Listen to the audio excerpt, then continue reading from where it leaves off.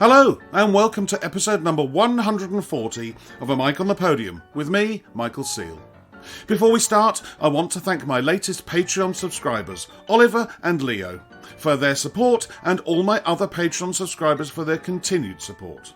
This podcast would struggle to continue without them, and my Patreon page has become a great place to learn about and to chat about all aspects of conducting. There'll be more about my Patreon page later on in the episode. Today, I conduct a conversation with a conductor who's held title positions in Colombia, Norway, Portugal, and his native Switzerland. He also guest conducts all across the globe in both the concert hall and the opera house. And from 2022, he's been principal conductor and artistic director of the Real Filarmonia de Galicia in Spain. It's a real pleasure to welcome Baldur Brönnimann. Baldur, it's wonderful to meet with you and to speak with you today. How are you? I know you're in Porto, which I would assume that means you're working there, but how are you today? I'm great. It's beautiful outside, and the good thing to work in beautiful places is you have maybe trouble in the rehearsals. You walk outside of the hall, good food, sun is shining, so I'm having a really good time. Well, I know later on we'll be talking about some beautiful places you work in and have worked in that I've also worked in. And I know what you mean when you walk outside, you think, well, the troubles I may or may have just had in the rehearsal, they'll disappear quite soon. It's a sunny day and you're in a pretty place, the mind can clear. Talking of pretty places, you're Swiss, and I don't actually know which part of Switzerland you were born in. I also don't know, because the listener knows that I do my homework, I don't know what instruments you grew up playing, but obviously you ended up going to the music academy in Basel. So musical family, parents, brothers, sisters, or is it just come out of the blue? No, I grew up in a village outside of Basel, and my family, for Swiss circumstances, they had no big access to culture. I learned when I was young. I learned to play the clarinet in the village band because they didn't really have money to send me to music school, which was in the next bigger place and all that. And so that's how I got hooked, and then we had a village library, so I got the scores out, and when there was a Beethoven symphony on the radio, I started to play along. And then, the conductor of the band said, give this guy a piano because he needs to learn music properly. So we got an old piano, and that's how it all came from there. And did you keep playing the clarinet once you'd started the piano? I mean, did they run side by side? I studied clarinet, but when I was at the conservatoire, I already got a bit busy with conducting. So I played for a bit in the orchestra and all this, but it was difficult to do both. And it's just, I like to keep my brain busy, and I looked at my colleagues and all this, and I thought maybe conducting is my way to go. So, as I said, you went to the music academy in Der Stadt Basel. Did you go as a pianist first and foremost, and then conducting? No, I studied clarinet with conducting. Right. Yeah. Brilliant. And who was your teacher in Basel? My teacher used to be, my clarinet teacher. He's dead now. He was the old principal of the Tonale Orchestra. And my first conducting teacher was Felix Hauswirth, who was the professor. He's also retired now. We talk a long time ago. Yeah. Well, I always ask with conducting teachers that I don't know anything about. Was he a stick technician? Was he a score study person like a Swarovski, who barely ever talked about stick technique, apparently? Or was he somebody who sort of ticks every box? What was his overall approach with you? Felix was very methodical. I learned the technique from him, and, he gave me basic foundations for, how to study scores, of course, but also the curiosity to look at non-standard repertoire, because he was always on the lookout for new and interesting things and all that. So that started pretty early on. Yeah, which, I mean, that's something we'll come to in contemporary music. And it's sort of a skill that some conductors just have. It's a skill that I know, speaking to Kwame Ryan, he basically, the start of his career was all contemporary music, and then, he's gone on to then conduct other repertoire. But it's definitely a skill, much aligned, if we want to talk in simple terms, with having a clear and solid technique, stick technique, don't you think? Yes, I mean, for me, it was a bit the other way around. I didn't start with contemporary music. I started much more with traditional repertoire, but I always thought I'm alive now and not 200 years ago. I want to do. I want to feel that what I'm doing is that I'm not working just in a museum. Yeah. I'm curious what's happening. And I had just a really good time talking to the composers because you know how it is in our business. There are people who think they can still talk to Beethoven. But actually, there are people around that you can really still talk to. That's right. And I sort of had some interesting meetings really early on. And it's just got me interested in so many things. The problem with contemporary music, I wouldn't call it a problem, but it's not just the physical technique. There is a general technical hurdle, because the scores are difficult. Often, the kind of music is just new. It's a different aesthetic. You have to get into this, and often you need a good ear, a good physical the expression, and all that. So but the real problem is that in spite of all these technical difficulties, that you can still make music. And of course, if you have a facility with the hands and with the ears and all this, is much easier. Yes, of course. I mean, it was often something that Simon Rattle said when I was playing in the orchestra in Birmingham for, the start of my career. What did you play? I was a second violinist in the CBSO for 22 years until 2014. He would often say, don't make a contemporary music sound here. Make the sort of sound you'd want to make in a Mahler symphony or in a Beethoven symphony. Yeah. Why are you making this hard contemporary music sound in inverted commas? Which is so true, because you want to be making music with everything that you play. You don't just smash it out. And it goes also the other way around, because sometimes in the older repertoire, you also have to look for sounds that you maybe don't associate with that, And so it just opens up a perspective. I mean, this week in Porto, we played the Henze Requiem. And Henze, it's music, it's really vocal music. And it's really very traditional. Of course, the notes are not, but the kind of sounds you make, And and also going the other way, and we're getting stuck on sound. But, I've also heard Simon Rattle say very much the same or the opposite about Mozart and Haydn. Why are you playing it as if it's inside some sort of glass case? Yes, exactly. You need to play it with a little bit more, punch or drive or push or even an ugly sound occasionally. And that's absolutely true. We go on from Basel and you become a junior fellow at the Royal Northern College of Music. Now, how did we get from Basel to Manchester? My old teacher, he knew about Manchester. There were the teachers knew each other and all that. He said, look, if you want to be conductor, go to Manchester because you need to get some practice. In Switzerland, it was a good education, but a lot of it was theoretical, And I just felt I needed, to learn the mechanics of the rehearsing different types of repertoire, etc. And all. So I applied to Manchester, and I was never in the UK before, and they took me as a junior fellow, and it was an interesting time because it was in many ways completely the opposite than what I did before, because it was nearly just practical. Sometimes there was no time to think about it. I mean, how the music world operates in the UK and all this. But for me, it was great, because I could apply many things that I learned before. And who was teaching then? Because now I would say it's, probably the best conducting department in the UK. But who was teaching then? At that time, it was Tim Rennish, Ed Warren, and then they had a few guest teachers. Edward Downs used to come in. And I was there for 2 years, and then I got a job as an assistant at Northern Symphonia, and then I started teaching at the Royal Northern because they wanted to start a master's course. I still lived in Manchester, and I was interested in the teaching side and all that. So that's when we started the masters at the Royal Northern, which is a big thing now. Well, I mean, there's some names from the past that I know. Tim Rennish, especially. I mean, Tim Rennish is still around. I know. Still conducting, still saying piano is not a quiet dynamic, or is it forte is not a loud dynamic? I can't remember which is which. He's even got a T-shirt with it written on. Yes, he had his messages written on his T-shirt, and he would say, "Read my tits." And but Tim, as a great person, he was here in Porto when I was still a principal here, because I still like people looking at me, my rehearsals, and you're just pointing out the bullshit and all this.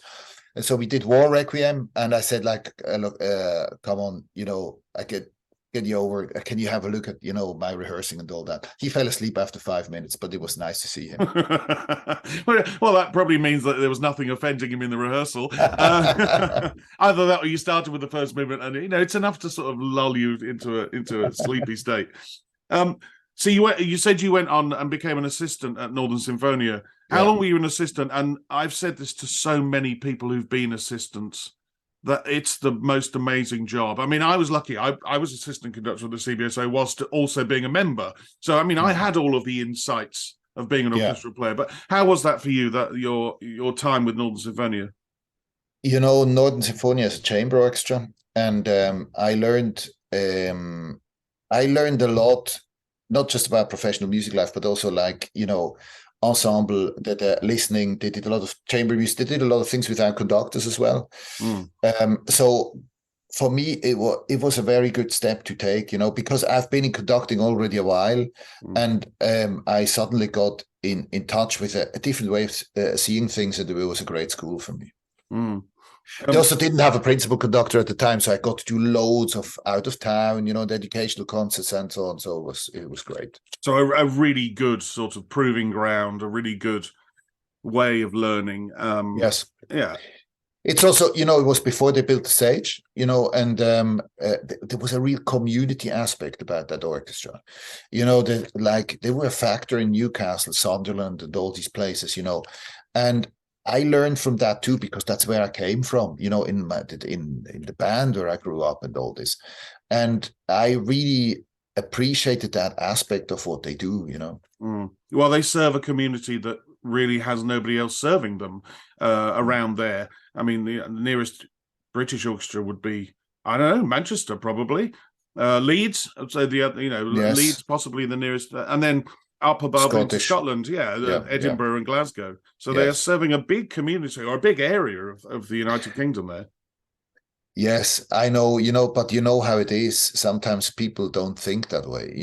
Sometimes people think, why do we need an orchestra to play in Hexham, and things like that. And that's also one thing that I had to say was new for me in the UK, because suddenly, I realized that a lot of things are being questioned that wouldn't have been questioned maybe in Switzerland or so.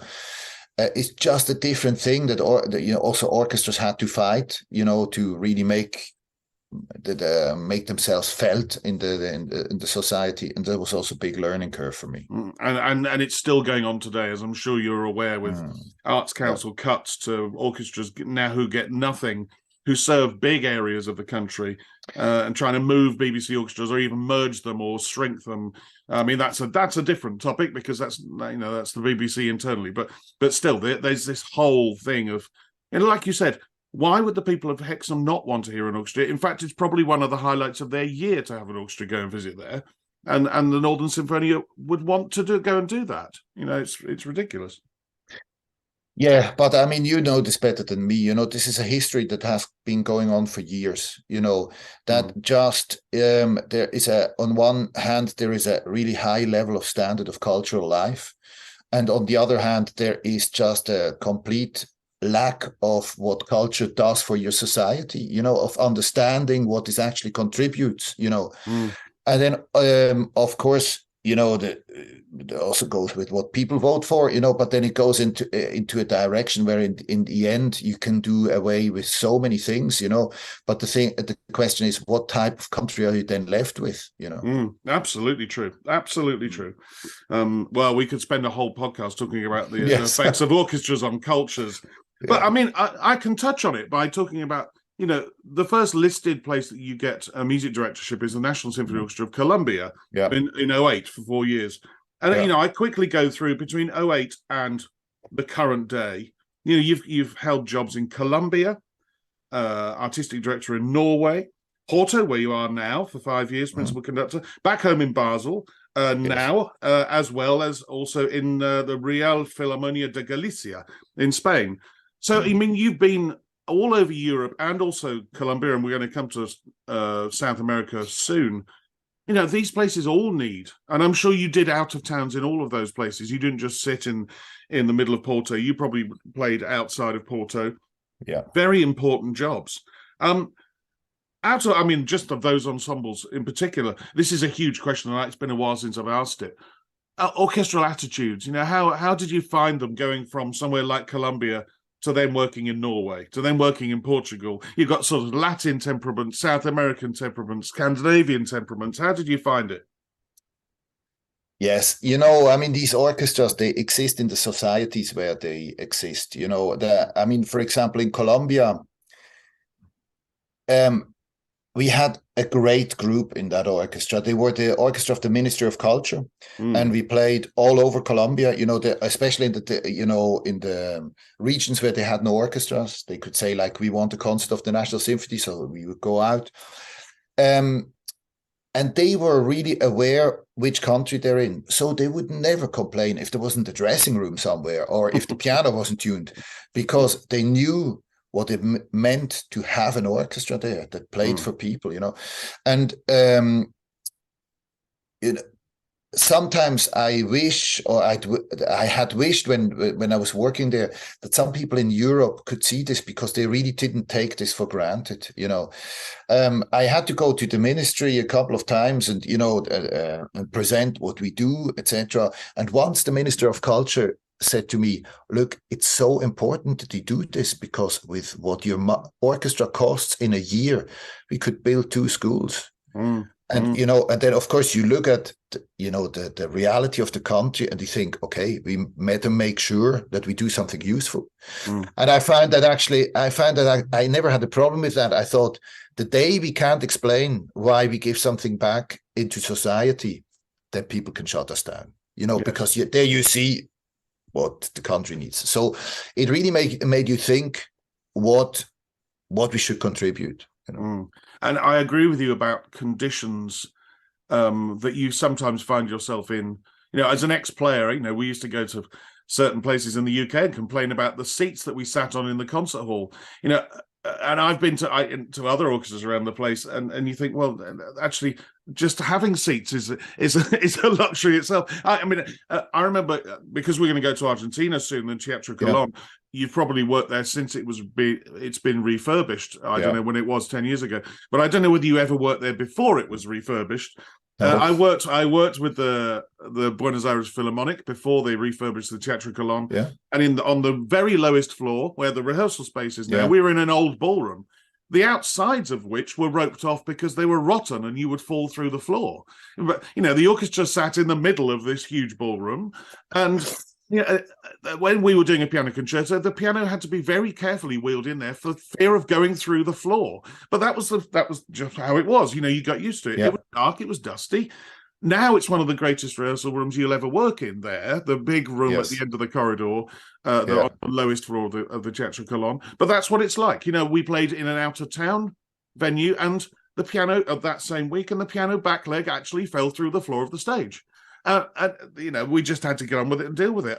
But the people who came to the concert couldn't have been happier that the orchestra was there. Yes, and that's the whole point. Standing ovation, loved it. That wanted to. Yes, because they're also aware that it's not obvious that these things are happening there. Sometimes I think with the orchestras I worked with, it's a little bit like with human evolution, in the time where there's still a real risk that you get eaten by some wild animal. There were some instincts there, and you had some fears, and you would think what type of risks you take. And nowadays we live in an environment where you have to make up these fears, or you still have the instincts, but the problems are not there anymore.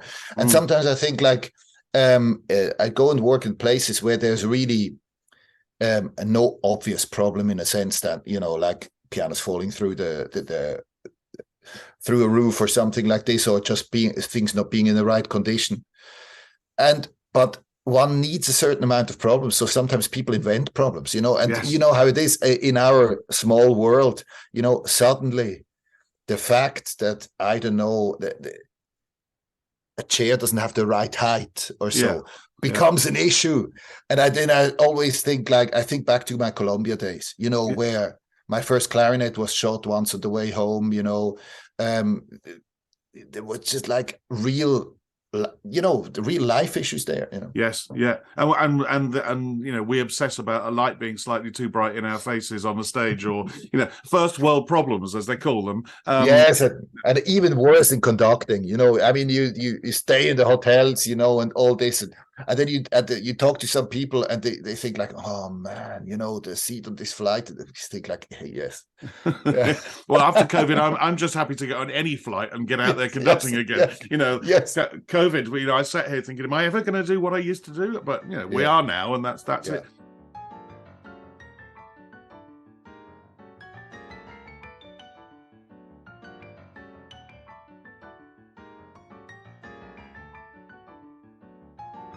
I'm going to stay in South America. I'm going to jump forward a couple of questions. And it's sort of linked to what you've been saying, or what you've been talking about, to do with the love of the audiences of taking an orchestra out into the suburbs or into a small town. The attitudes of the players, the music making. I may have told stories before about the discipline when I've been to Argentina within the orchestra being nothing like as disciplined as it is in Europe. Yeah. But I think it's because of their passion for making music. Don't you agree? In the fact that, you may well have somebody randomly ask you a question from the fifth desk of the second violins, which would never happen in Switzerland or in the UK. But it's all really because they love what they're doing so much and the passion is there. Yeah. Yes, I totally agree. The thing is, sometimes the question, they didn't have the same orchestral education as we would have in a place like the UK or so. So they would see themselves as a group of players, fundamentally, that sometimes becomes an orchestra and sometimes maybe not quite. But, what I always found really moving in a way is people still have their passion is still alive, and if you can ignite their sensual understanding of the music, they can sometimes give you a weight of communication from the stage that sometimes you don't get from really good orchestras. And and this is also a very important part of music making. I mean, in Colombia, they sometimes we would do, I don't know, Bruckner or something like really traditional. And they would say, like, yes, maestro, we have to learn this from you. And I said, like, no, I'm learning this from you because you play this your way. It can't play this the same like in Germany. So you bring something to this, you bring a spark, you bring a rhythm, you bring, your character. And I think that's sometimes, in our industrialized music making is sometimes a bit ashamed that there's no space for that, and I have to say, with them often, South America or many places, I'd much rather have somebody going across a red light in a performance, if it's for a good reason, Absolutely. You immediately made me think of the 3 or 4 times I worked with an orchestra that I know you work with quite regularly, or quite recently. And I can never remember the name of it because it's one of the longest names of any orchestras ever invented. The Academy of Superior Art with the Teatro Colón, Institute Superior. It's all of those words are involved in it somehow. But it's an orchestra that's affiliated to the Teatro Colón, and they have kids in there from anywhere from 14, 15 years old up to mid-20s. And it's a proving ground to go into both the Philharmonic and also into the Teatro Colón. And I did a couple of projects there. One particular, a Shostakovich 9, I shall never forget, because they just played the pants off it. But it wasn't necessarily like you would expect the Leningrad to play it or even the LSF to play it. It was amazing. But whilst you are there, you can instill some of those disciplines with them before they go into the profession. And I learned of course, I came to Colombia. I came to Colombia because I spoke Spanish, and I was interested in going there and whatever, but I came with a European background, and I learned so much there because I tell you what, it's so much easier to bring some of the technical elements to it. It's so much more difficult to find that sort of spark, So I thought it was a real pleasure to work with them, and I've just been back last year, and we played in the Teatro Colón in Bogota, which was newly refurbished and all this, and they still have so much of a spark. It was really nice to see them all. That's brilliant. I know that you have taught and also coach other conductors. Mm, Why? I mean, I teach as well, and I know why I do mm, it, and I mm. I come at it from all sorts of various angles. How much do you enjoy doing it, and what do you get out of it? No, I mean, I really enjoy it. I started this from the very beginning, and I think part of the reason was maybe because I'm quite a brainy person myself. So in order to progress for me, I had to break a lot of things down, Mm. to understand, because it's not like I can just instinctively take something on. I have to understand it first, and then I can integrate it. And just that lent itself a little bit to teaching, because I just, I would see somebody and I think, okay, and I see what that thought process is, or I see what's not right behind that sort of movement, or that sort of the idea, and all this. And that's how I got into teaching. Mm. And Mm. and do you have a regular class, or are you somebody who does many sort of master classes, or private pupils? How does it manifest itself? I was working at the Royal Northern for like 6 years at it, from 2001 to 2007 or eight or something like that. And after that, I didn't have a fixed job. I did with many of the orchestras. I did conducting classes in Colombia, in Porto, in Norway, and so. But I'm just starting a new thing now in summer. I'm going to start working with the conducting program of the Lucerne Festival, Mm. which is like, which is going to be made from 2 weeks into 3 weeks. And we have 4 people, who work, through the 3 weeks with the academy and all this. And it's an excellent program. And I think, it's also down my street because it's there to open a few minds, and all that. So I'm really looking forward to that, because I was looking a little bit towards something that I can start teaching a bit more regular again. Mm. Well, I know one of my pupils went there last summer, thoroughly enjoyed it. He did a lot of contemporary music and showed me the videos of it, and he did wonderfully well. I mean, for me, teaching, I teach on a one-to-one basis. I'd love to do more. It's very similar to how I used to view violin teaching. I Mm, think I was a far better violin player mm, having taught for 10 years at the Birmingham Conservatoire, mm. because you have to break it down to be able to teach it. Yeah. I never used to think about how I did vibrato until I started teaching, and then I had to be able to teach somebody to do a better vibrato, or all sorts of different things. And I think it's the same with conducting. Now I teach it. Yeah. I find myself conducting much better. I still watch videos of myself and think, God, that's shit. I don't want to ever watch that again. But yeah, I do think it helps you. Yeah. The thing with conducting teaching, for me also, what is interesting is that, of course, the technical aspect of it is quite small, in the sense that it's never as difficult as violin technique, for example. Yeah. The technical aspect is maybe the 10%, but the other 90 is the application of it.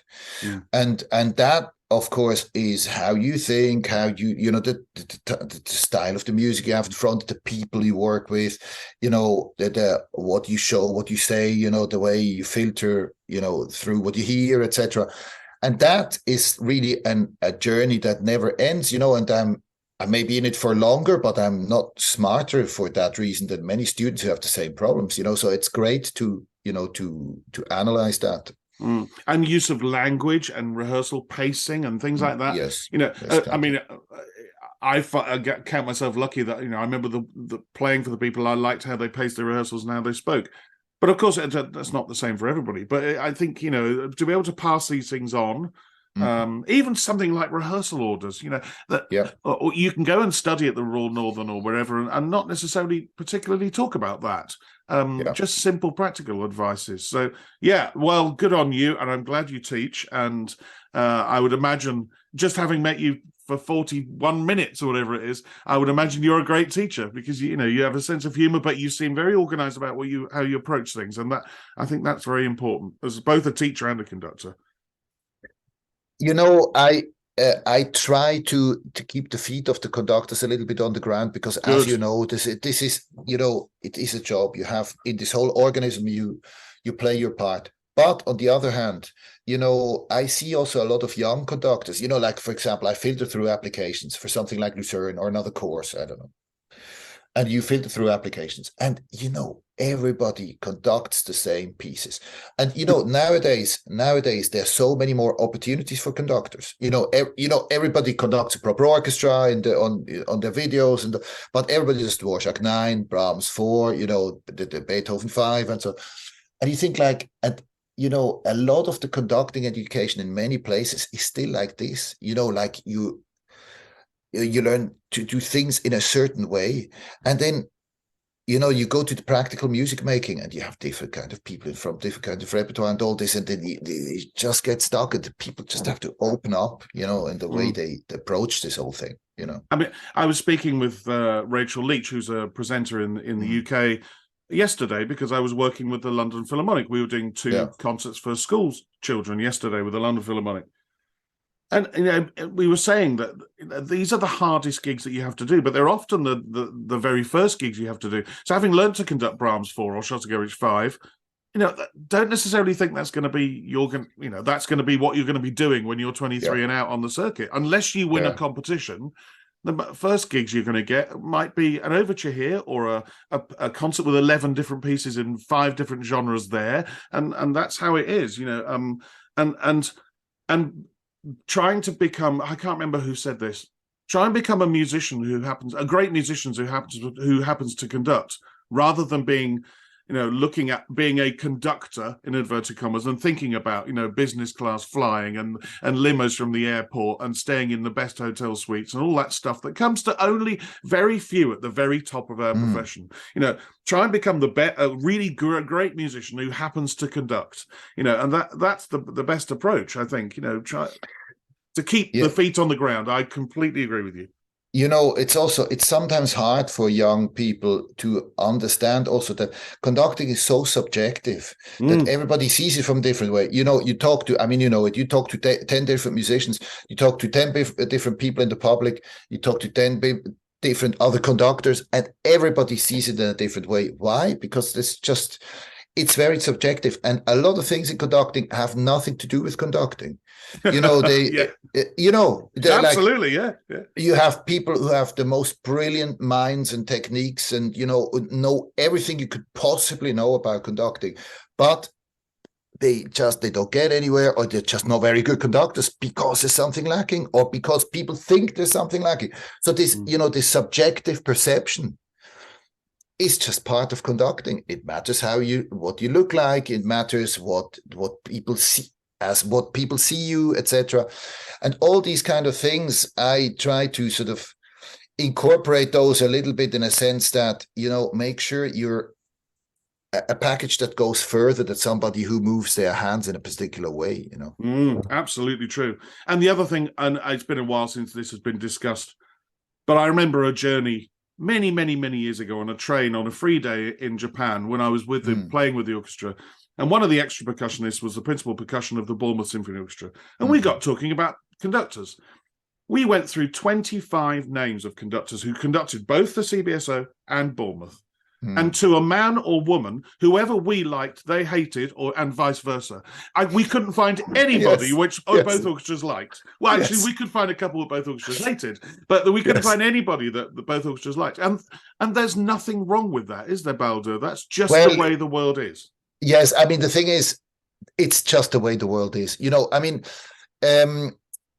It's difficult sometimes to not just look at the trees, but to look at the forest. I mean, I read, in my orchestras, I always read the musicians' feedback, or talk to everybody around, and then you get all these different opinions, and in the end, you sometimes have to take also a step beside yourselves and saying, okay, maybe people hated this and that and the other, but the concert was really good, or was just like some magical idea, or something really peculiar there, or there are many ways of being a good conductor. The thing is, you just don't have to forget you're just a waiter. You make sure you get the food to the table hot, and so there is just a certain humbleness goes a long way in that sense. Absolutely true. Vaguely on the subject of teaching and coaching and being a conductor, there is an 11th question, Baldur, which is about score study. And When you come to learn a new score, with your pianism skills, do you sit at the piano and play from the score, or do you use your inner ear? Do you start big and go in small, or start on page one and work to the end? And for the geeks, and after 130 odd episodes, there are plenty of geeks out there, of which I am one. Are you a red, blue, black pencil highlighter person, or are you an absolutely clean, virginally white score? What's your system? I just waited for an interview that used virginally and conductor in the same sentence. Very good. Look, I went through all types of phases. I mean, of course, at the beginning, one is much slower in score study and all that. I learned the hard way playing scores on the piano, but of course, this goes as far as a technical level of scores. Yes, once you get to a certain type of scores, you can't do much with the piano anymore. And it also goes up to your pianistic skills. The thing, what happens, what I say to pianists who become conductors is, the piano, if you play the piano really well, it's easy to substitute proper learning for piano playing.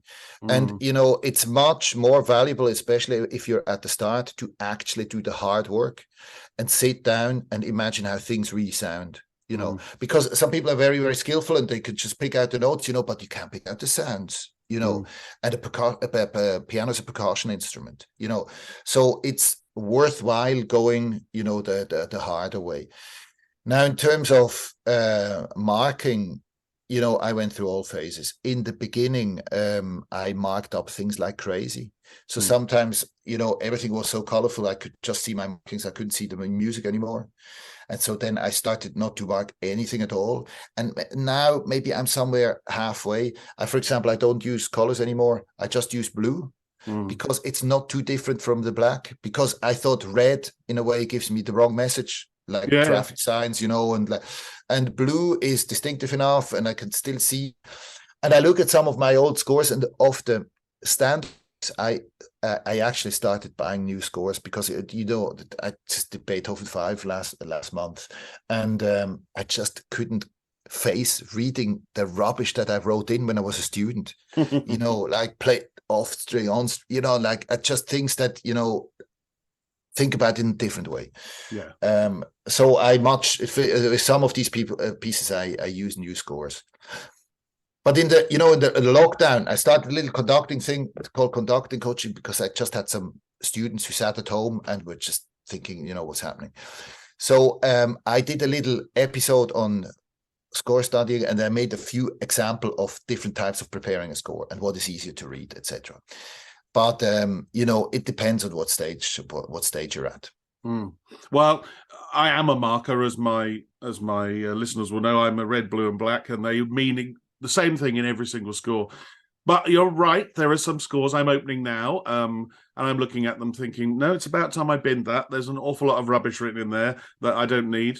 But then other scores I write more and more in, and it's fine. But yeah, you do your own system, and I think over time you get to find your own way. I like using the idea of using blue, because it will make it pop off the page a little bit easier than just black. I've had to borrow other conductor scores who only use just a normal black lead pencil and don't always see their markings. But with a blue, you would. And I think that's a very good idea. Are you a young conductor thirsty for knowledge and wanting to discover more about the world of conducting? Then my Patreon page is there for you. I'm constantly posting new content there based on my experiences as a conductor and an ex-orchestral player. And I offer you the chance to ask me any question any time of the day. For instance, you might like to ask me how to mark up a score, as we've just been discussing. When you subscribe, you will gain access to interviews, video posts, tour diaries, articles, and much more. If you pay for the whole year, then you will gain a 10% discount, and if you're a student, contact me directly and there will be a further discount. All of this can be found at patreon.com/a mic on the podium, and from just £5 a month, you can gain access to this ever-growing resource on conductors and conducting. That's patreon.com. Details and links to the page are in the show notes attached to this episode. Now, the all-important 10 questions with my guest, Baldur Brönnimann. Baldur, it is time for you to navigate your way through the 10 questions like everybody else before you. And like everybody else before you, I start with what sound or noise do you love and what sound or noise do you hate? Sound I love. The rain on the roof when I'm lying in bed. Mm. And a sound I hate is my coffee grinder running empty. Because I'm a bit of a coffee nerd, right? Right.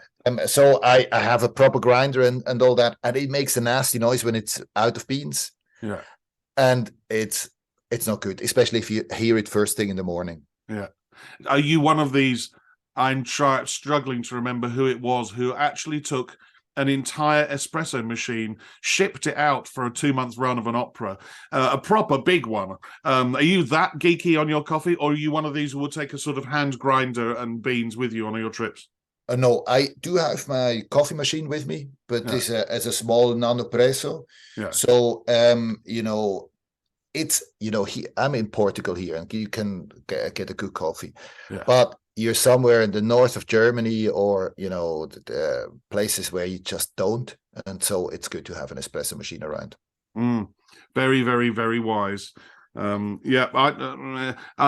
I have 2 coffees first thing in the morning, and then I don't have any more because I think it would be something else I'd be addicted to. There are enough things that I'm addicted to as it is. So I'll 2 coffees first thing. That's it, done. Yes. Now then, talking about addictions, I wonder whether you've got any hobbies or anything that you would do on your 24 hours free. If you were off, what would you spend it doing? I would spend the whole day cooking for friends, because Yeah. that's what I enjoy doing most. I'm a bit of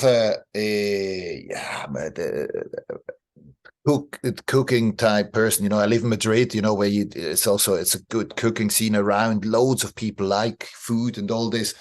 So we often do this day-long parties, where people come and then one cooks together, or talks and cooks at the same time and drinks, and then you eat, and then you wash up together, and then you stay on, and then you cook again. This is like 24 hours well spent. Brilliant. Well, that means I'm looking forward to the answer to question 10. I always look forward to the answer to question 10, but now knowing you're a cook, I will look forward to it even more. Number 4, who would be your favorite conductor or conductors of yesteryear? Yeah, I mean there are many.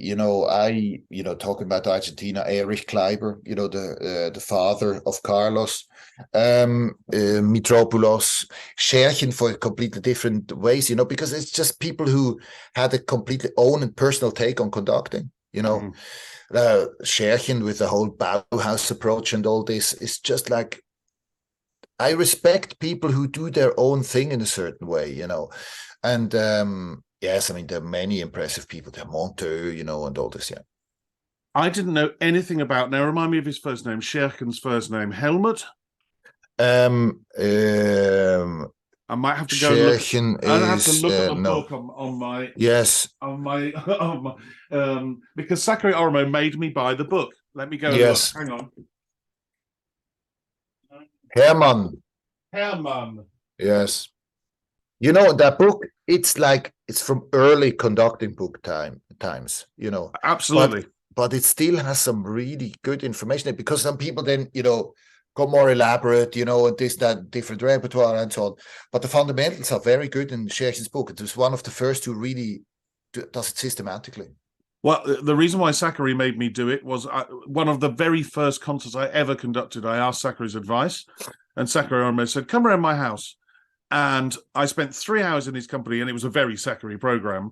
And at one point, he asked me, "How do you conduct a subito piano?" And I had absolutely no idea. And so he said, "Go and buy the Handbook of Conducting by Hermann Scherchen."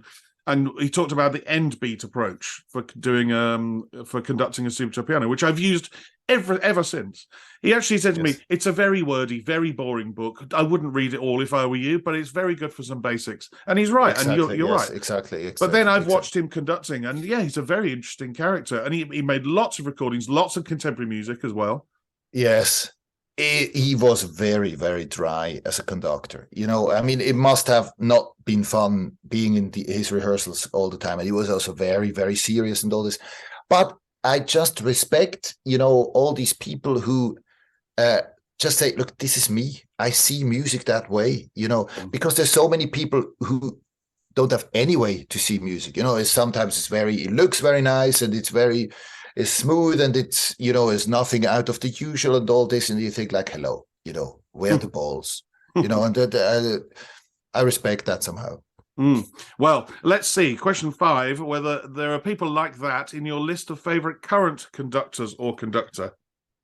Yes, I mean, there are many good conductors around. Kirill Petrenko, of course.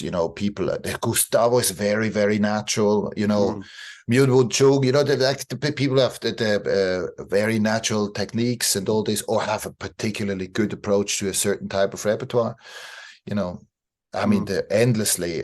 I'm not somebody who is, very critical of conductors, because I know that it's not easy what these people do. Maybe something you particularly like about somebody's approach or not, but you have, in a professional sense, there are a lot of people that you have to respect when you know a thing about it. I mean, Petrenko's name comes up an awful lot. Myung-Whun Chung, I'm not sure he's ever come up. But yeah, conductor I've loved watching. But yeah, Petrenko, every time he conducts, I'm glued on the Berlin Philharmonic Concert Hall. Love the way he conducts. And it's not always the same. Sometimes he's incredibly involved. And sometimes he's almost like a jockey riding a horse, and he's barely holding the reins and just smiling and enjoying the journey. And, I think I love watching and listening to his music making. The thing is with conducting, it's up to a certain sense, it's up to a certain level. It's no use to watch a conductor. You have to watch the orchestra, because you always conduct in relation to what you have in front. And, if you see that the players are really engaged, then, the physical way of conducting in a way is not so important. You can conduct in really, really different ways. Like mentioning Myung-Whun Chung, he works very, very effortlessly, just like all very, very balanced and all this. Then you see somebody like Noseda, has a completely different physical language. But the question about conducting a technique is, the technique doesn't matter. What matters is if you connect. And and if you connect, that's when conducting happens. So in the way when you see from the orchestras if conducting works or doesn't. I always watch the eyes on the Philharmonic Concert Hall of the players. Always. Well, if it's a conductor I've never seen conduct before, I might be drawn on to watching them for the first, 5, 10, 15 minutes. But then I'm on the players. I'm watching those players. And you can see, it's not just that orchestra, it's every other orchestra on every other broadcast. If the cameraman is good, the camera shots are good, you can see if an orchestra is engaged, and you can see when they're not. You're absolutely right. I say that to my students often. Don't just watch the guy on the box or lady on the box. Watch the players. And also you'll see how much the players interact with each other and take decisions out of a conductor's hands sometimes. And that's important. But you, as a conductor, you try to encourage that. I mean, one of the jobs in the first rehearsals is to get to know the physical language of an orchestra. The way they breathe, the way they look at each other. For the strings, the way they end phrases, things like that. And this, this is. With this, you get in touch, and with this, you start working, you start helping it, you start shaping things but it all comes from the physical language of an orchestra. In some orchestras, you have to establish that a little bit. Others already have it. But that's in a way a big part of the job. Absolutely. I completely agree. And, as you said, who's looking at who, and sometimes nobody's looking at anybody. They're all glued at you, and that's just the way that they are. And, you do have to spend that first rehearsal trying to figure out the dynamic, sometimes who the big personalities are, and that they're not necessarily always principal players. They can be a second player, they can be a fourth horn, it could be a third percussionist, it could be anybody. Yes. Yeah. I often say to young conductors that if you do your first concerts, it's good to be able to at least do some of the music from memory, because you can look at the people, because you don't have that experience value yet that you get, you feel the dynamics quite early on. So if you do a competition or an audition, or you just have your first gig, you have to make sure that you can actually look at people and you can breathe with them and get in touch and see how they work, It's, this, like, sometimes I I do a lot of the far out music or the things that are not so, not so standard. So sometimes then when I do pieces that I know from memory or whatever, I can just look at people. I think like, man, there's a whole world there, And I agree. Yes. Well, let's find out whether one of your far out hard technical challenges is the answer to question 6. What is the hardest work you've ever conducted? And you can have more than one, should you wish. Yes. Hard has many levels. Absolutely. Is it musically hard to understand? Is it technically hard to conduct? Is it I think the hardest pieces are the ones that are not meant to be conducted. So a lot of classical repertoire is actually really hard because it's just, like Mozart symphonies, the concerto, operatic repertoire sometimes that is just, the early things that were just meant to be led from a harpsichord or a violin, This sometimes doesn't lend itself to what we now know as conducting. And sometimes makes to do these pieces well, really hard. But, in maybe a more technical sense, I mean, what was maybe one of the hardest pieces to learn was Die Soldaten, by Zimmermann, which we've done at the Cologne a few years ago, which is just a massive piece. I think it's an absolutely brilliant piece of music, but it's just so complex, things in different time layers, happening at the same time, and just extra large orchestra with big band and like all sorts of extensions and so on. That was, in a technical sense, that was definitely one of the hardest. I mean, we had 20 rehearsals with the orchestra alone. Wow. And it was just still an unbelievable mountain to climb, And there are some other works, maybe. I mean, one work that struck me as being very hard at the time was the Trusova songs by Kurtak, because again, they're not really meant to be conducted. Well, they must be conducted, but he didn't have conducting in mind. So some of it is written very free, like Répond by Boulez, which you have to finish the piece a little bit to make it work. It's just many gestures. So these things are hard. I think that's the first answer of somebody who said that pieces that aren't meant to be conducted, and you're so right. I'd not thought of it like that before. Yes, almost every Haydn symphony, exactly. Yes, almost all of the Mozarts, even the concertos. Exactly. Yes. Sometimes you feel so superfluous Yes. to what's going on, but also when you are needed, it's just difficult. Yeah, it's absolutely true. Yeah. You do things, also things like Strauss waltzes very often that used to be directed. It's the kind of this minute little flexibility. This is very hard to get with conducting. It's much easier to get from playing, and that's just hard in terms of, the tools you have as conductor, and you try to get to what a director does, but, it's always like halfway there. Yeah. Well, I mean, going back to Die Soldaten, I'm not surprised you chose an opera which has extra musicians, a huge orchestra, staging. Opera answers come up so often, but you're so right in the pieces that almost shouldn't be conducted. It's just so difficult. And you're right also, Strauss waltzes, bloody hell. And especially in the UK, you're normally given only, maybe a day's rehearsal, if that. Yeah. And you could spend the first hour and a half on Die Fledermaus Overture alone, let alone before you get talking about the corners of the famous waltzes. It's yeah. The thing is, there's, of course, we have an established routine, and especially or orchestral players have that, and it's really easy to do something in more or less straight tempos or in a traditional fashion, etc. But there are two things that are just really, really hard to get. One of them is the fine mechanisms and the free type of phrasing, they're like these things that don't relate to the pulse necessarily, that is more to do with speaking and so on, and the conviction of the emotional weight of every player. If you don't really understand the freedom some of this music needs, you can't put yourself behind it because you just try to get it right. And then of course that's like when you watch the Vienna Philharmonic or so, who really digested this music, yes. That's this extra bit you get. Yeah, absolutely true.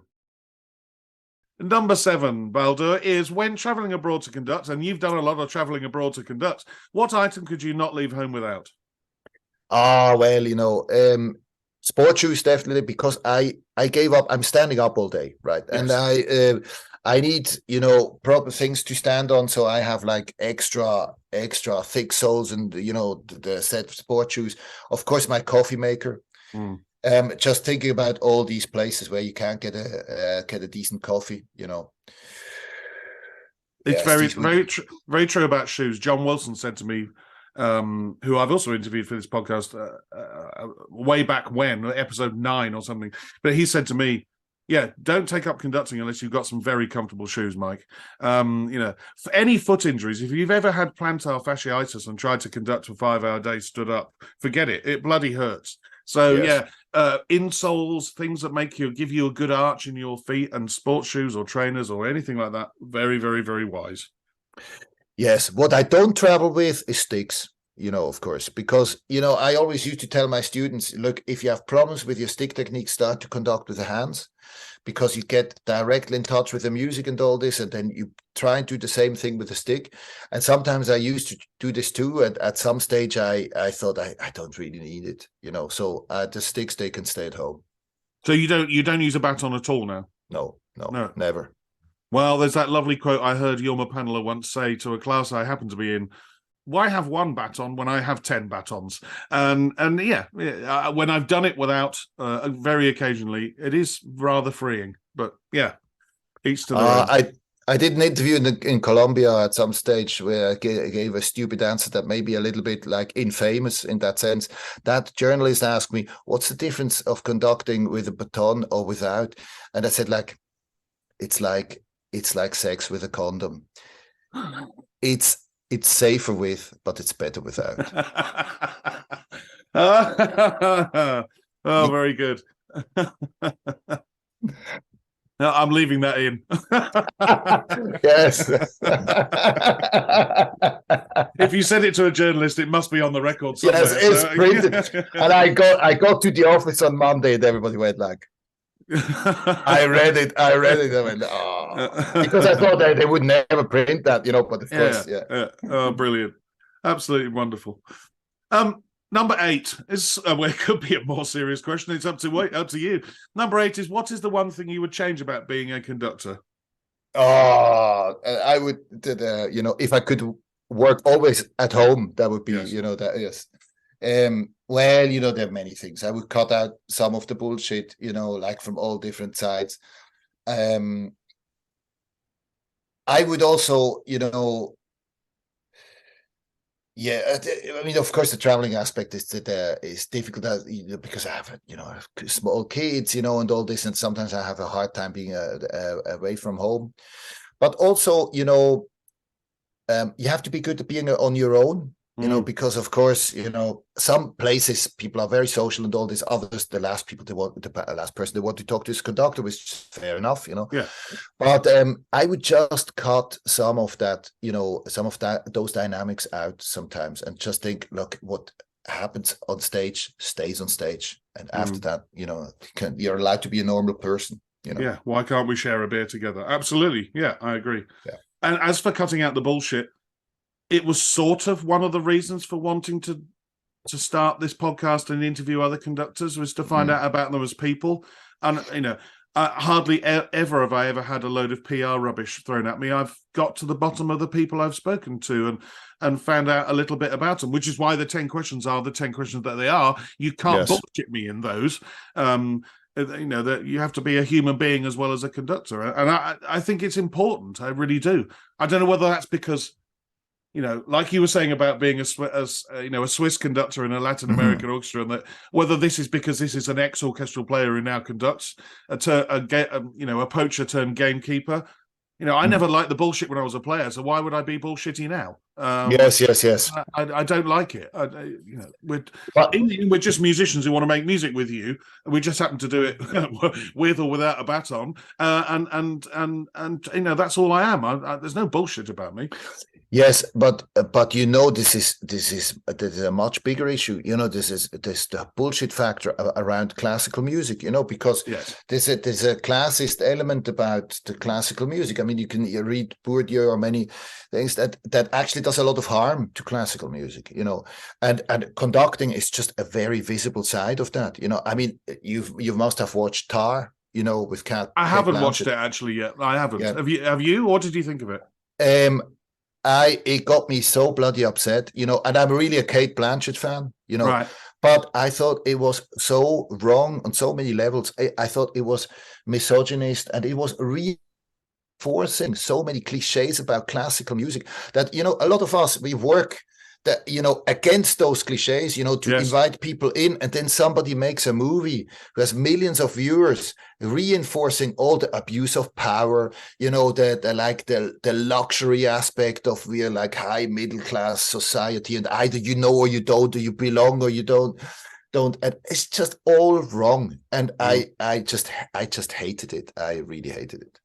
Well, you're not the first person who hated it, and it's Yeah. put me off watching it. But I feel I have to. I feel like Yes, you have to. Yeah, I feel like even if it gives me some sort of aneurysm, well then I'll have to watch it. But thank you for warning me.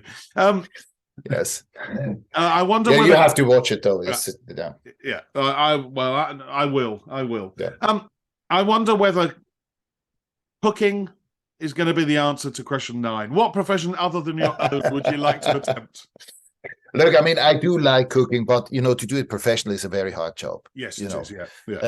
And it's that I wouldn't put that on the top of my list, because if I would do another job, I would do something where I can work a bit less. Where it's not so, because how it is, and I do a lot of new repertoire because I'm curious, but it takes a long preparation time and this and that and the other. Absolutely. But I would do something. I would love to be a writer, or something that I can actually make something. Maybe not necessarily a painter. I like really brainy things. I like philosophy, and I just like to be around books. Maybe I would have been a librarian or something. But yes, cook would be a hard job. This is Yeah, but I mean, it's also too similar to what we do in the fact that even if you make it as a high-powered chef, Michelin-starred chef, you're the guy telling everybody to do, get that recipe right. I told you to put that in there for 10 minutes, not 15 minutes, or whatever. Running the pass and doing all of the other stuff, being involved with front of house, being involved with PR, it's too similar to some degree. Whereas, yeah, it sounds like something in literature may well suit you better. Yes. I mean, I don't know how it is in the UK, but I mean, in Spain, like some of the cooks, they became real celebrities, and then you get a little bit of an insight in the type of dedication it takes. People get up at 5 a.m, get to the providers, and they just live for that, and the quality, the extra bit of quality that distinguishes them, and I really admire that, but. In my next life, I want to do something slightly less stressful, and so, also, so. Well, they don't just turn up at their kitchen and do the day job. Like us, you've just said, sitting next to me now, I've got 2 scores open. The minute we finish recording and I save it and put it on GarageBand, I'll go back to learning my scores. And that's what we do. And chefs are doing the same. They're in at 5 a.m. in their experimental role, designing new dishes or trying something out, or refining something to go on their menu next month. They don't just turn up, cook the menu, and then go home again. Far from it. So yeah, absolutely. Yeah, working less is not a bad thing at all. As I said earlier, Baldur, when I found out about your cooking on your answer to question 3, I'm looking forward to your answer for question 10, which is, if the world were to end tonight, what would be your choice of final meal and drink? I have a place I want to go to once in my life before, which is a place in the Basque Country, which is fundamentally, it's a village restaurant, a guy who had a grill, and everything is grilled, and he spent his whole life perfecting grilling technique, and he has 2 Michelin stars now. It's called Asador Echebarri. It's a small village. He makes his own roasts. He makes his own flavored coal and all this, and it's just such a great approach to cooking, taking something so fundamental, like, just putting it on top of a flame, to such a level. That's one thing I want to try before I'm dead. I'm smiling. My mouth is watering because I know about this restaurant. I know about it. I've never been. We're going for our family holiday to north of Spain. I'm going to find out how near it is, see if I can get a table. I've heard about it. And my God, yes, I'd love to go there. The other place I'd like to go, and because of our mutual love of Argentina, is in Mendoza, and it's called the Siete Fuegos, and it's run by Francis Malbon, the Seven Fires, and all of the meat is cooked on 7 different ways of cooking with fire. Sounds like, we have, you're smiling and grinning. We have a mutual love of meat cooked over a fire. That sounds great. Yes. What would you wash it down with? In Argentina, there are lots of good options, lots of good Malbecs and all this, but in Spain as well. I mean, there's such a big variety of good Riberas, and all this, and even here in Portugal, people don't know so much about Portugal, but Portugal has excellent wines, Yes. They're excellent reds to go with meat, etc. Well, I often say at the end of these podcasts, it would be nice to meet over a glass of something. But now, the grins on our faces talking about meat grilled over an open fire. Sod the glass of wine. Let's go for fire up a barbecue and do that. Because next, I hope one day, very soon, that we can meet and carry on chatting. Because it's been absolute joy to chat with you, Baldur. And let's cook some meat over an open fire and drink some red wine together. Thank you. Thanks, Michael. And thanks for doing this podcast, because I think our world of needs this kind of approach. We talk about the things as they really are, and so often, need to cut the bullshit out. And I think you do this really well, and it's great that you do what you do. A Mic on the Podium was devised and produced by Michael Seal, with music by Ben Dawson. Next time, I chat with a British conductor who founded his first orchestra in 1976 and has since founded 3 more. He's held title positions in France, Belgium, Italy, Portugal, Russia, Mexico and Chile, and in January 2023 he became the music director of the Teatro Colón in Buenos Aires. But until then, bye-bye!